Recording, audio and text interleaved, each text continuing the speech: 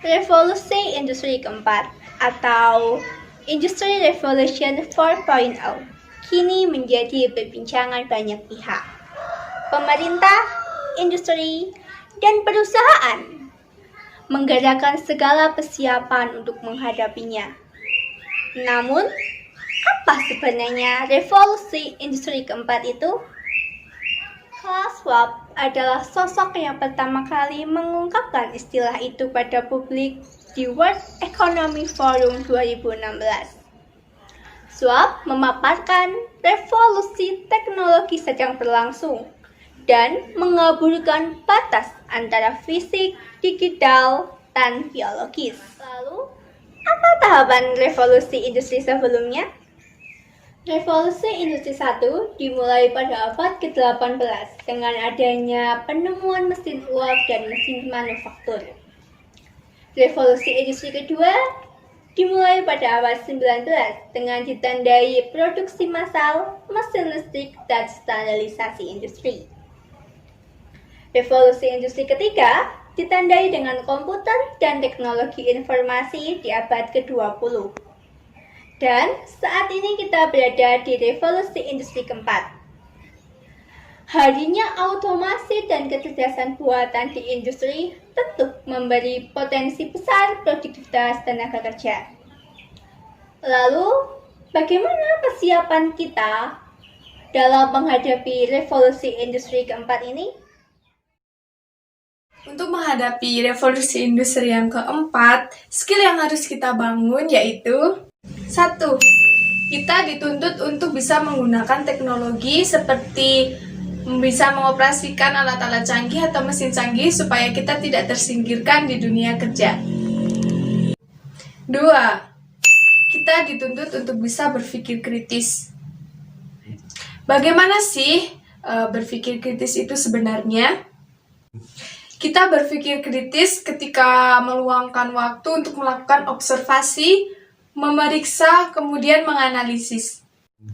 Hingga pada suatu kesimpulan, pemahaman, atau penilaian yang logis. Kita mampu memikirkan suatu persoalan yang mendalam, sehingga skill ini memerlukan waktu sampai kita benar-benar menguasainya. Yang ketiga yaitu inovatif dan kreativitas yang tinggi. Inovatif dan juga kreatif merupakan nilai yang plus bagi kita dibandingkan dengan mesin. Mesin bisa bekerja dengan cepat dan tepat, namun mesin tidak memiliki inovatif dan kreativitas. Jadi kita harus benar-benar mengasah inovatif dan kreativitas dalam diri kita agar kita dapat bersaing di dunia kerja. Yang keempat yaitu mampu membuat keputusan yang benar. Yang kelima yaitu bisa bernegosiasi dan bisa mempengaruhi orang lain. Yang keenam yaitu bisa bekerja dalam tim. Dan yang paling penting yaitu public speaking dan juga penguasaan bahasa asing. Supaya kita bisa bersaing di dunia internasional dan juga global. Itulah skill yang penting pada abad ini. Hingga beberapa tahun ke depan ketika revolusi industri 4.0 sedang mencapai puncaknya, skill yang telah disebutkan di atas tadi sangat dibutuhkan agar kita mampu beradaptasi dengan keadaan. Kebutuhan setiap zaman berbeda loh, dan sudah semestinya kita menyiapkan diri dengan bekal yang sesuai, bukan? Saat ini kita sudah mulai memasuki era revolusi industri keempat atau Industri Revolution 4.0 yang dimana industri kita sudah mulai menggunakan mesin canggih untuk menggunakannya. Sementara SDM kita belum bisa menyelesaikan, makanya TKA terus masuk ke Indonesia. Untuk menjadi negara besar, ditambah dengan potensi sumber daya alam yang memadai, serta SDM yang banyak, Indonesia berpotensi menjadi negara tujuan investasi. Tapi, jika tidak diikuti dengan kemampuan dan mentalitas tenaga kerja lokal yang memadai, kemampuan dan itu akan hilang. Bukan hanya produk kita yang kita impor, namun tenaga kerja pun harus mendatangkan dari negara lain. Ini bisa menjadi bencana jika tidak diantisipasi secara dini. Untuk itu, menghadapi tantangan era revolusi industri keempat, kualitas sumber daya manusia di bidang ketenaga kerjaan perlu ditingkatkan, sebab akan ada perubahan karakter bisnis yang menuntut pekerja memiliki keterampilan baru. Pemerintah harus memiliki strategi transformasi industri dan pemetaan profesi baru. Hasil pemetaan itu untuk mengidentifikasi keterampilan kerja yang dibutuhkan. Karena perubahan karakter industri, maka pekerjaan baru pun akan muncul dan itu membutuhkan keterampilan baru. Pemerintah harus tetap menyiapkan SDM untuk bisa memiliki skill pada pekerjaan baru. Salah satunya adalah upaya meningkatkan kualitas SDM adalah dengan pendidikan dan pelatihan vokasi yang harus menyesuaikan karakter industri di era keempat. Dengan begitu, tenaga kerja kita siap menghadapi tantangan saat ini. Untuk itu, Kemenaker menggandeng banyak industri untuk meningkatkan pelatihan vokasi. Ada banyak cara yang bisa dilakukan untuk menunjang karir. Salah satunya yaitu dengan membangun networking. Networking dilakukan agar timbul komunikasi intens dan rasa saling percaya antara pihak yang satu dan pihak yang lainnya. Rasa percaya diri sangatlah penting untuk mulai komunikasi dalam berjejaring. Oleh sebab itu, rasa percaya diri harus dipupuk dengan cara berlatih berkomunikasi dengan rekan sesama pengusaha di lingkungan Anda. Ada beberapa cara yang bisa dilakukan untuk memperluas pergaulan yang baik dan profesional. Berikut beberapa cara membangun networking yang baik. Yang pertama, prioritaskan apa tujuanmu. Tentukan apa yang menjadi kebutuhanmu seperti tawaran pekerjaan, bimbingan, dan nasihat. Yang kedua, bergabung dengan komunitas alumni perguruan tinggi.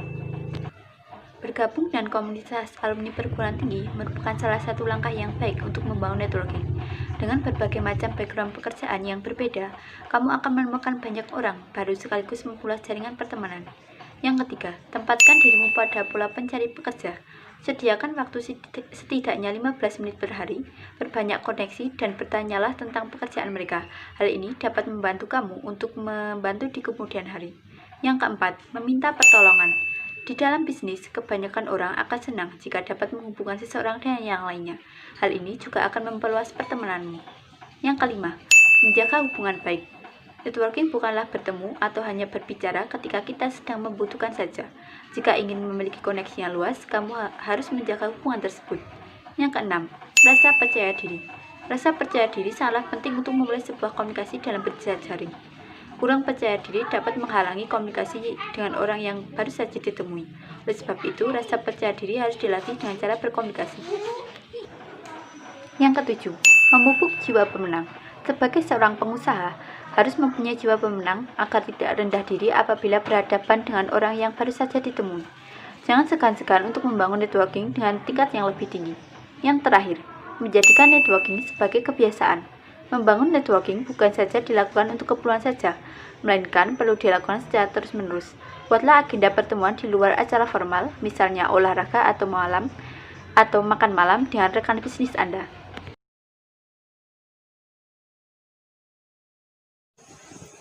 Teknologi digital adalah teknologi yang sistem operasinya berjalan secara otomatis. Pada dasarnya, teknologi digital hanyalah sistem perhitungan sangat cepat yang memproses semua bentuk informasi sebagai nilai-nilai numerik atau kode digital. Munculnya teknologi digital ini pada akhir dekade 70-an yang menandakan sebuah revolusi teknologi.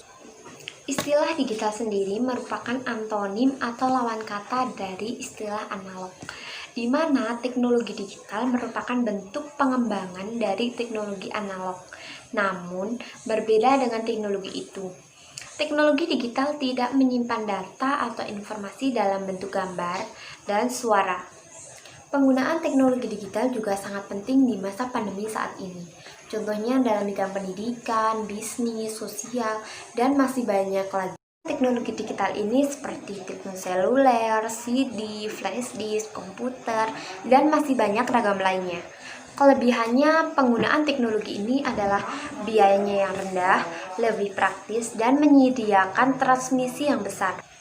Sedangkan kekurangannya adalah dominasi dunia oleh teknologi analog dan biayanya yang tidak sedikit. Dan masih banyak lagi kekurangan dan kelebihan dari teknologi digital ini, karena semua tergantung dengan penggunaan kita dan cara kita untuk menggunakannya. Menghadapi revolusi industri 4.0 di era digital harus memiliki keahlian yang dibutuhkan agar dapat sukses menghadapi dinamika yang terus berubah.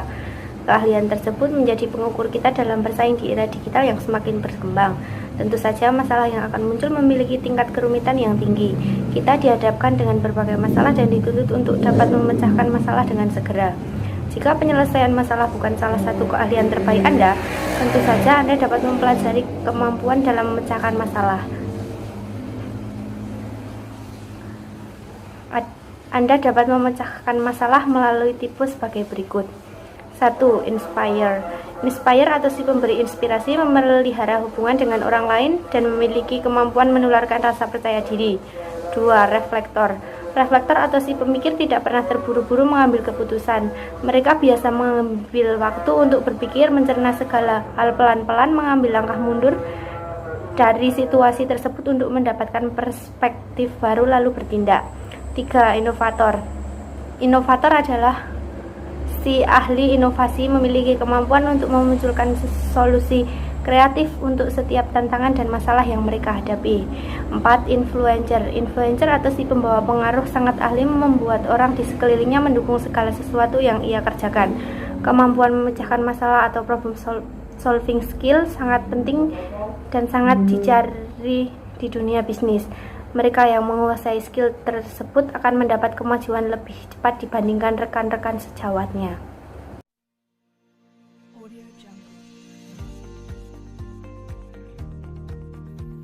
Tanggapan saya sebagai mahasiswa mengenai revolusi industri 4.0 di Indonesia adalah revolusi industri 4.0 di Indonesia mempunyai dampak positif dan negatif.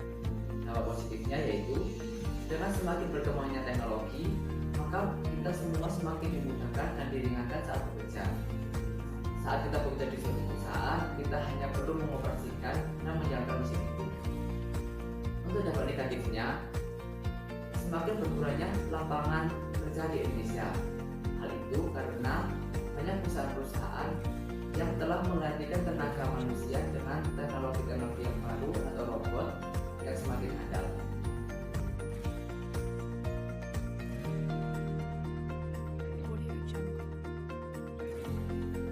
Menurut saya, yang perlu dipersiapkan dalam menghadapi revolusi industri 4.0 bagi mahasiswa, kita harus dapat mengembangkan potensi diri kita sendiri semaksimal mungkin dalam berbagai soft skill yang dapat mengembangkan kreativitas dan inovasi, sehingga saat kita lulus nanti, kita dapat bersaing di dunia kerja dan dapat menciptakan lapangan kerja baru di era revolusi industri 4.0. Berdasarkan materi di atas dapat kita simpulkan bahwa Indonesia harus siap dalam menghadapi revolusi industri ke 4.0 ini. Nyatanya banyak sekali hal yang harus Indonesia lakukan. Tanpa dasar yang layak, bisa jadi negara akan sulit memanfaatkan buah dari revolusi ini. Sehingga pematerian untuk merancang Making Indonesia 4.0 sebagai peta jalan untuk mengimplementasikan jumlah strategi dalam memasuki era revolusi 4.0 ini. Ada 5 poin yang harus kita transformasikan dalam industri 4.0 ini. Yang 1, pengembangan skill. 2, peningkatkan SDA. 3, membangun dan memperluas networking. 4, pemanfaatan teknologi. 5, problem solving. Jadi, selamat datang di era revolusi industri 4.0 ini. Terima kasih.